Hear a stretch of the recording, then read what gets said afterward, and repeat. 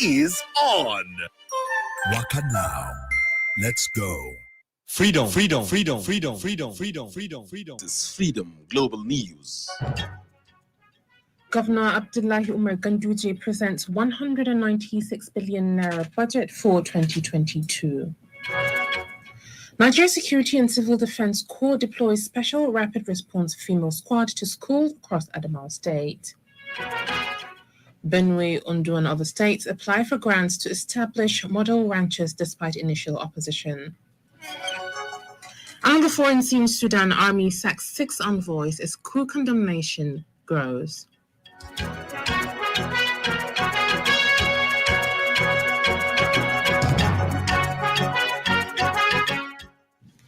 Possessing a permanent voter's card is a duty to all citizens. Please ensure you acquire yours. Good evening, you listen to Freedom Global News on 99.5 FM. I am Hawa Adam Kiawa. Today is the 28th of October 2021. And now the news in full.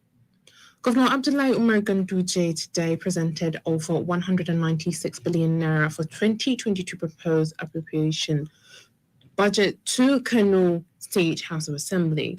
The 2022 proposed appropriation bill is slightly lower than the 2021 approved budget of over 197 billion naira, which implementation still stood at about 60%. The budget tagged prosperity and consolidation. Governor Ganduje said that out of the total size of the proposed budget, over 107 billion naira, representing 55%, stands for capital expenditure, while 45% of the financial document, representing over 88 billion naira, is set aside for recurrent expenditure. In the sectorial allocation, education, works and infrastructure, and health took the largest share of the proposed budget. Education has more than 26% of the total budget, which is 51.6 billion naira. The sum of 3.4 billion naira will be used for boarding schools, feeding, and 2.2 billion naira for capital projects and programs in tertiary institutions. The sum of 33.8 billion naira is earmarked for development and construction of underpass flyovers, bridges, and various road constructions. According to the governor, the budget seeks to further consolidate the state government policies that are being implemented in directing resources and efforts towards stimulating the state economic growth and expansion, as well as improving well-being of the citizens. Meanwhile, the Kano State House of Assembly has assured the state's executive arm of government on the smooth passage of the 2022 proposed budget before January next year. The Speaker, Kano State House of Assembly, Engineer Hamisu Ibrahim Chideri, made this known shortly after the presentation of the 2022 proposed budget by Executive Governor of Kano State, Dr. Abdullahi Umar Ganduje, before the House today. He said the state legislature is aware of the shortage of funds in the state, likewise the challenges of the COVID-19 pandemic in the previous years. He further called on all revenue generation agencies in the state to ensure that they meet their target revenue collection. Be assured that your budget, tagged Budget of Consolidation and Prosperity, will be passed as timely as possible so that implementation will commence by first day of January 2021, inshallah. Speaking earlier, the Executive Governor of Kano State said, Dr. Abdullahi Umar Ganduje said his administration has prioritized education with 26% of the total budget. Correspondent Awal Hassan Fagir reports that the House also passed the Kano State Multi-Door Courthouse Bill 2021 for the first reading and also passed the Kano State Judiciary Funds Management Financial Autonomy Bill 2021 for the first reading as well. The Nigeria Security and Civil Defense Corps NSCDC has deployed a special rapid response female squad to schools across the 21 local government areas of Adamawa State. The commandant of the NSCDC in the state, Usman Waksha, disclosed this today while addressing newsmen in Yola, the state's capital, as part of activities to kick-starting the deployment exercise in the state. He said that the deployment is in line with the federal government's program of Safe School Initiative aimed at providing adequate security in schools, and the NSCDC Commandant General's effort aimed at addressing security challenges in schools across the country. The commandant also promised that the agency will continue to do its best and appeal to residents of the state to cooperate with the officers for the safety of schools. Over 60 NSCDC personnel have been deployed to boarding and day schools in Adamawa State for their safety and peaceful learning environment.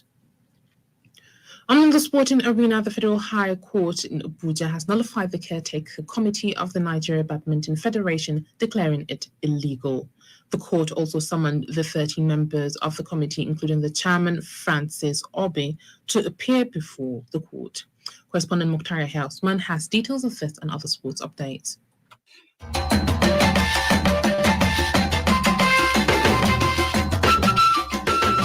The leadership crisis rocking the BFN took a twist earlier in October. The leadership of crisis rocking the BFN took a twist earlier in October with the constitution of the caretaker committee to oversee the affairs of the federation by the sport ministry. But the Federal High Court sitting in Abuja declared the BFN committee illegal and restrained the members from performing any function relating to the federation. In another update, Nigerian manager Ganato has revealed that Napoli star Victor Osimhen is the number one player in his pecking order of strikers ahead of the upcoming 2022 World Cup qualifiers and 2021 African Cup of Nations. It is fully confirmed that Rowe and the Nigerian Football Federation, Chief Amaju Melbek Pinnick, have embarked on a white goose chase by making contact with the former United striker Odion Igalo to reverse his decision to retire from international football. Igalo, top scorer of the 2019 African Cup of Nations with the 5 goals, was the undisputed first-choice striker for the national team before calling time on his international, with Osimhen is under study. Meanwhile, Bayern Munich president Herbert Herner said that the club has no interest in joining the flopped European Super League because the plan was not suit. 12 clubs from England, Italy, and Spain had originally announced the breakaway closed Super League in April. But 9 of them, including all 6 from England, withdrew just days later after outrage from leagues, federation, other clubs, fans, and politicians. And on tennis, Britain's Andy Murray was beaten at the Vienna Open for the first time in his career after a straight-set defeat by Spanish teenager Carlos Alcaraz. Murray, the 2014 and 2016 champion, lost 6-3, 6-4. Mukhtar Yahya, Freedom Radio. The Global News is coming to you from Freedom Radio 99.5 FM. You can send your comments, opinions, and watch us live on Freedom Radio Nigeria on Facebook.com. You can get the link to the page on our website, www.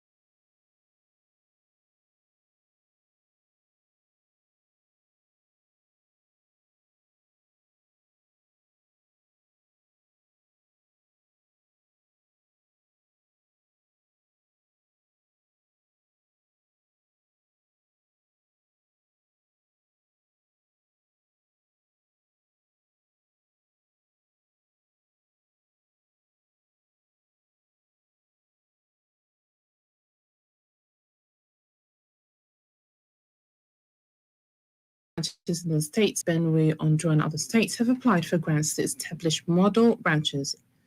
The Senior Special Assistant to the President on Livestock Transformation Plan, Andrew Kwasari, who confirmed this to Daily Trust newspaper, said Benue and Ondo State have expressed interest in the project.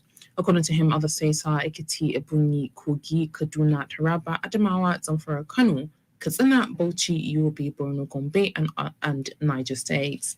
He added that the project in some states would be funded with collaborations and counterpart funding.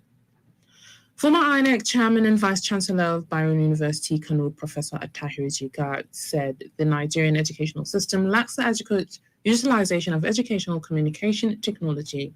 Professor Jega made this remark today at the second day of the Kano Social Influencers Summit 2021 held at Digital Bridge Institute.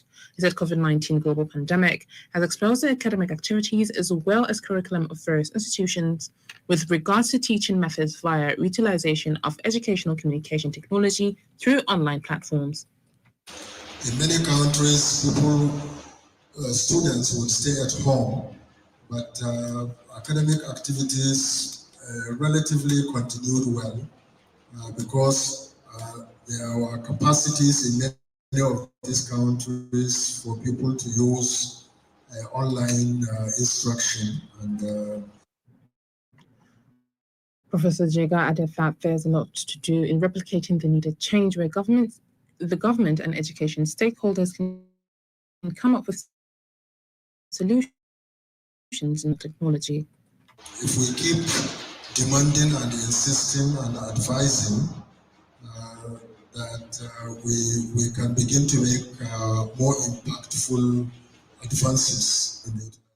Correspondent Abubakar Tijani Rabi'u reports that various professors and academicians discuss different topics ranging from social media usage, education, online businesses, as well as countering hate speeches. For tomorrow's weather forecast in some cities in Nigeria and parts of Niger Republic, here is the report.